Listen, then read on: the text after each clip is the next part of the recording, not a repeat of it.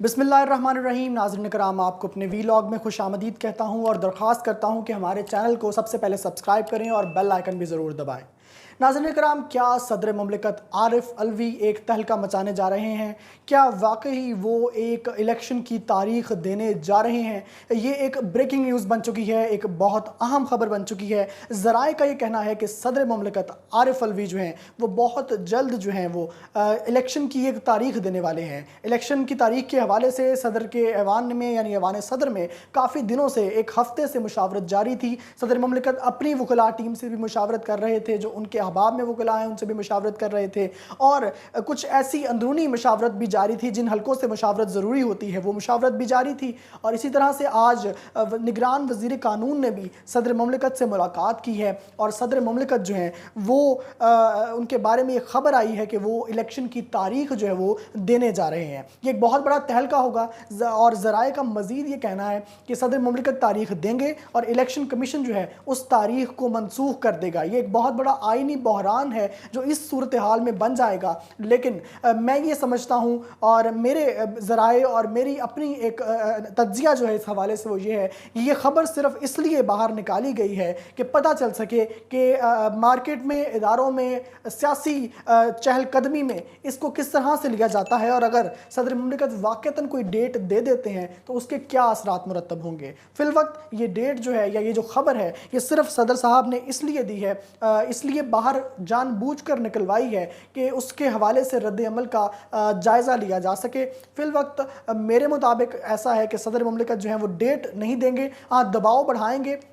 जिस तरह से इलेक्शन कमीशन पर पहले उन्होंने लेटर लिखकर दबाव बढ़ाया था, और शायद कोई तारीख वो दें तब जब वो ये समझें कि ये रद्दअमल जो है वो इस कदर है कि उसे काबिल बर्दाश्त कहा जा सकता है। फ़िलवक्त जो है ऐवान सदर के तर्जुमान ने इलेक्शन की तारीख देने के हवाले से जो है वो उसकी तरदीद की है और कहा है कि हम सदर ममलिकत का ऐसा कोई प्लान नहीं है। और सदर ममलिकत ने भी अपने बयान में ये कहा है कि मुशावरत का अमल जारी है और मुशावरत का अमल होना चाहिए जो कि आइन और जमहूरियत को फ़रोग़ देने में अहम किरदार अदा कर सकता है। कुछ छोटी छोटी खबरें, उसके बाद बड़ी और अहम खबरें हैं जिनका ताल्लुक जो है वो पाकिस्तान के सियासत से है और बिलखसूस कैदी नंबर 804 इमरान खान से है। उनका जिक्र एंड पे करेंगे, लेकिन पहले कुछ छोटी खबरें जिनका जिक्र आपसे करने जा रहे हैं। उसमें सबसे पहले तो ये है कि मैं आपको बार बार कह रहा हूँ कि जो सिक्योरिटी सूरत हाल है मुल्क की वो ख़राब से ख़राब तर होती जा रही है।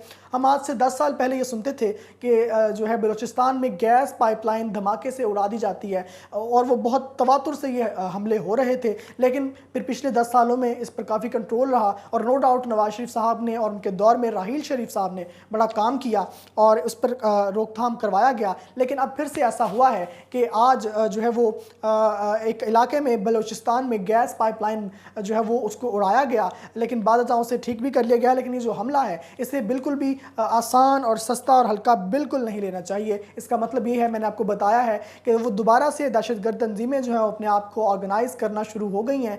और इसकी एक बड़ी मिसाल ये है कि कुछ दिनों पहले सेंट्रल पंजाब में CTD ने कार्रवाई की जब गुजरांवाला, लाहौर, सरगोदा और इस तरह के सेंट्रल पंजाब के इलाकों से दहशतगर्द गिरफ्तार किए गए हैं। तो लिहाजा सिक्योरिटी सूरत हाल पाकिस्तान की मज़ीद ख़राब हो रही है और हम दुआ करते हैं कि इसमें मज़ीद बेहतरी जो है वो आनी चाहिए और ख़राबी की बजाय मामलात बेहतरी की तरफ जाने चाहिए। छोटी सी खबर एक और है कि पाकिस्तान ने रोज़वेल्ट होटल जो था उसको लीज़ पर दिया था, उसे किराए पर चढ़ा दिया था और वो पाकिस्तान की PIA का जो है वो असासा था।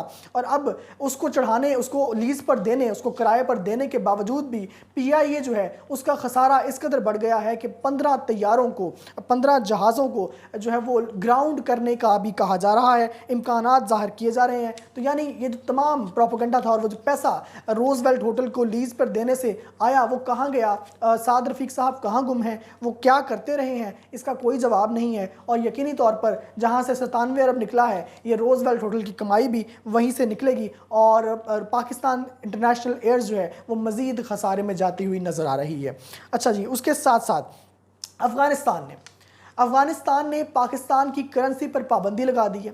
कुछ दिनों पहले एक पाकिस्तानी जर्नलिस्ट ने ये खबर ब्रेक की थी और उसके बहुत लत्ते लिए गए थे, उसको बहुत बुरा भला कहा गया था कि उसने एक झूठी खबर शेयर कर दी है। लेकिन आज बाकायदा नेशनल टेलीविज़न ने इस खबर को ब्रेक किया और कहा है कि पाकिस्तानी करेंसी जो है, दिरहम भी, रियाल भी, यानी काफ़ी करेंसियाँ हैं जो अफगानिस्तान ने बंद कर दी हैं। 2 माह का वक्त दिया गया है ताकि उन करेंसियों को अफगानी करेंसी में तब्दील करवाया जा सके, वगरना वो करेंसियाँ जो हैं उन पर पाबंदी लगा दी गई है और वो नाकाबिले इस्तेमाल होंगी। तो एक और हजीमत है जो इस वजह से है कि हमारे यहाँ से स्मगल होकर पैसा अफगानिस्तान जाता है और हम उसकी रोकथाम करने में नाकाम हैं। और मोस्टली जो दीगर करेंसियाँ भी जो हैं वो अफगानिस्तान में जाती हैं। इवन डॉलर अगर अफगानिस्तान में पाया जाता है तो वो भी पाकिस्तान से स्मगल होता है। दिरहम, रियाल, ये तमाम चीज़ें पाकिस्तान से स्मगल होकर अफगानिस्तान पहुँचती हैं, जो हमारे सिक्योरिटी लैस जो है उसकी तरफ इशारा करती हैं। इसको अभी तो मज़ीद इसको तंग करने की और मज़ीद इनके गिर्द घेरा तंग करने की कोशिश की जा रही है। और अगर ये नहीं की जाएगी तो इसी तरह ये हजीमत जो है ये हमारे सर में पड़ती रहेगी। इसकी रोकथाम ज़रूर होनी चाहिए। अब आते हैं कुछ बड़ी बड़ी खबरों पर। बड़ी बड़ी खबरों में सबसे पहले तो सदर की बात मैंने आपसे कर दी। मेरे मुताबिक अभी वो कोई इलेक्शन की डेट नहीं देंगे। उन्होंने सिर्फ एक रद्द-ए-अमल देखने के लिए, माहौल को भांपने के लिए खबर खुद बाहर निकाली है। दूसरी खबर, मैंने कल आपको कहा था जब सैयद असगर हैदर प्रोसिक्यूटर नैब ने इस्तीफ़ा दिया था तो मैंने कहा था ये सिर्फ एक इस्तीफ़ा है, इसके बाद मज़ीद इस्तीफ़े आएंगे। और आपने देख लिया, आज डिप्टी चेयरमैन नैब ज़ाहिर शाह ने भी इस्तीफ़ा दे दिया है। और जाहिर सी बात है कि हर इस्तीफ़े की तरह उसमें भी ज़ाती वजूहात लिखी गई हैं, लेकिन अभी वो इस्तीफ़ा बाहर नहीं आया। ज़ाहिर शाह ने इसकी तस्दीक भी नहीं की। लेकिन जो अंदर खिचड़ी पक रही है वो यही है कि वो जो ज़मीर है वो मलामत कर रहा है और जो प्रेशर है वो बर्दाश्त नहीं हो पा रहा। ये तमाम लोग पढ़े लिखे और जो है वो समझ लें कि एक बहुत लंबे तजर्बे से, प्रोसेस से यहाँ आते हैं और इस किस्म का दबाव और गैर कानूनी अगर दबाव डाला जाएगा तो वो उसको बर्दाश्त नहीं कर पाते। यही अब हुआ है। जब पहले चेयरमैन नैब ने आफ्ताब सुल्तान ने इस्तीफ़ा दिया, फिर अब प्रोसिक्यूटर नैब ने दिया सैयद असगर हैदर ने, और आज जो है वो ज़ाहिर शाह डिप्टी चेयरमैन नैब ने भी इस्तीफ़ा दे दिया है। तो खान का जो साइफर केस है वो मज़ीद इल्तवा का इसकी वजह से शिकार होगा। और असल वजह यह है जो उसमें कोई ख़ास साइफर केस नहीं, अलकादे ट्रस्ट केस, असल वजह यह है कि इसमें कोई ख़ास दमखम नहीं है, बिला वजह का केस बनाया जा रहा है। इसी वजह से नैब के जो अफसरान हैं उनके अंदर खुद एक सेंस ऑफ रिस्पॉन्सिबिलिटी देखने में आ रही है और सेंस ऑफ गिल्ट देखने में आ रहा है, जिसकी वजह से वो बारहा इस्तीफ़े दे रहे हैं। और मैं फिर आपको कह रहा हूँ कि ये अभी आगाज़ है और ये इदारों के लिहाज से भी आगाज़ है। अभी सिर्फ अगर नैब से इस्तीफ़ा आया तो ऐसा मत समझिए कि इलेक्शन कमीशन से कोई इस्तीफ़ा नहीं आएगा। ये इस्तीफ़े अभी शुरू हुए हैं और मज़ीद इस्तीफ़े आएंगे। परवेज़ इलाही की गिरफ्तारी, इस हवाले से आईजी इस्लामाबाद के वारंट गिरफ्तारी जो हैं वो जारी कर दिए गए हैं।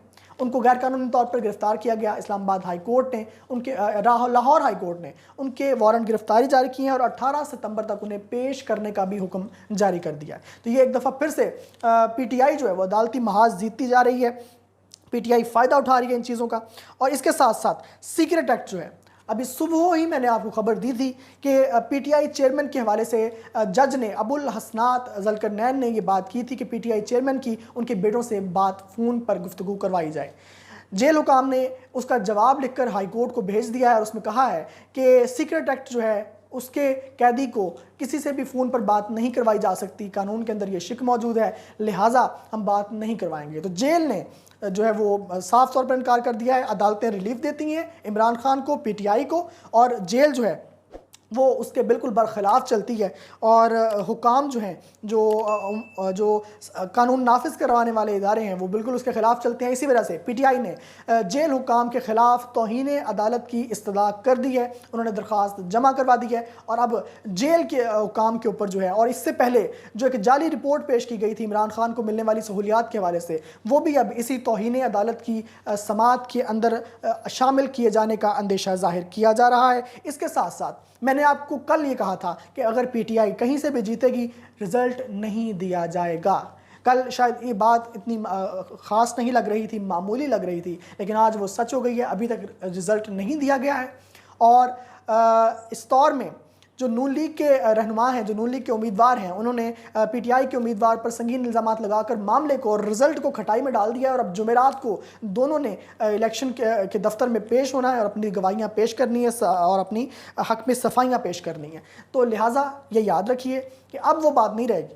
पहले तो रिज़ल्ट मिल जाता था, अब रिज़ल्ट भी नहीं मिलेगा। तो पीटीआई के लिए बेहतर ये है कि कुछ देर के लिए इलेक्शन में अपने आप को ठंडा दिखाएं, ये दिखाएं कि वो नहीं जीत रहे, फिर इलेक्शन होंगे, वगरना इलेक्शन होते नज़र नहीं आ रहे। इसके साथ साथ बुशरा बीबी ने अपनी ऑडियो लीक्स के हवाले से भी दरख्वास्त दायर कर दी है, हत्या के इज़्ज़त का मुकदमा दायर कर दिया है, दरख्वास्त दायर कर दी है, जिसमें उन्होंने एक पैमरा को भी इन्वॉल्व किया है। उन्होंने कहा है कि ये एक खातून की घर की ज़ाती गुफ्तगू थी जो कि जुल्फ़ी बुखारी के साथ या किसी के साथ भी थी, उसको पब्लिक किया गया, मुख्तलिफ चैनल्स ने उसको दिखाया, पैमरा ने उस पर एक्शन नहीं लिया, तौहीन जो है वो इंसान तहत के इज़्ज़त जो है उसका मुकदमा जो है वो बुशरा बीबी ने दायर कर दिया है। और अब अदालती महाज मज़ीद सरगर्म होने जा रहा है। जब से चीफ जस्टिस उमर अता बंदयाल जैसे ही रिटायर होंगे, अदालती महाज में नई जिद्दत आ जाएगी और नई तरह से वो चलना शुरू हो जाएगा।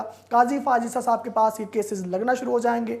फुल कोर्ट बेंच के हवाले से भी बात हुई, तो ये भी एक सवालिया निशान बन चुका है और अब अदालती महाज मज़ीद सरगर्म हो रहा है। पीटीआई जो है आपको अदालतों से जीतती हुई नज़र आएगी, लेकिन जब उस फैसले पर अमल दरामद की बारी आएगी तो अमल दरामद नहीं होगा। और यही वजह है कि सदर साहब भी जो हैं वो इसलिए डेट देने से घबरा रहे हैं इलेक्शन की, क्योंकि उनको पता है कि डेट देने के बाद उस पर अमल दरामद नहीं होगा और वो अपने ओहदे की मज़ीद तौहीन का सबब बनेंगे। और इसीलिए अभी किसी की तरफ से भी जो इमरान खान की हिमायती या इमरान खान के लिए जो रिलीफ के काम कर सकते हैं इक़दाम, वो नहीं किए जा रहे, क्योंकि वो किसी तौर पर माने नहीं जा रहे। असल बात तब हल होगी जब मुज़ाकरात तय हो जाएंगे। मुज़ाकरात चल रहे हैं, लेकिन मुज़ाकरात जब तक तय नहीं होंगे कुछ भी कहना कब्ल वक्त है। आपसे दरख्वास्त है हमारी इस वीडियो को लाइक करें, शेयर करें, चैनल को सब्सक्राइब करें। पाकिस्तान जिंदाबाद।